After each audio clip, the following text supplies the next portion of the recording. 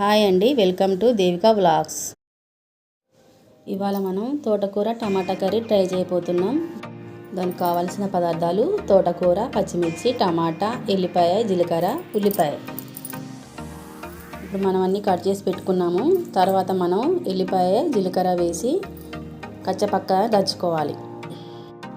తర్వాత మనం స్టవ్ వెలిగించుకొని స్టవ్ మీద ప్యాన్ పెట్టుకొని అందులో నూనె పోసి ఆవాలు, జీలకర్ర, కరివేపాకు, పచ్చిమిర్చి వేసి బాగా వేపుకోవాలి.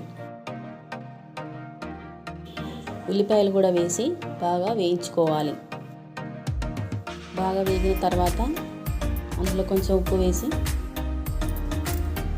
బాగా కలుపుకోవాలి.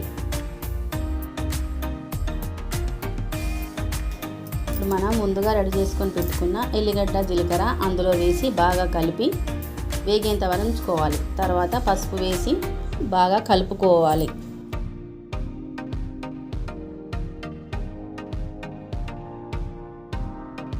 ఇప్పుడు అందులో తోటకూర వేసుకొని బాగా కలుపుకోవాలి. 5 నిమిషాలు తోటకూర స్టవ్ పైన ఉడికిన తర్వాత టమాటాలు వేసుకోవాలి.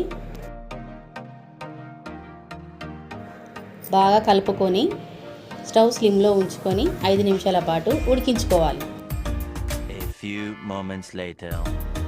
5 నిమిషాలు ఉడికిన తర్వాత రెడీ అయిపోయింది. మీరు కూడా ఇంట్లో ట్రై చేసి ఎలా ఉందో కామెంట్ చేయండి.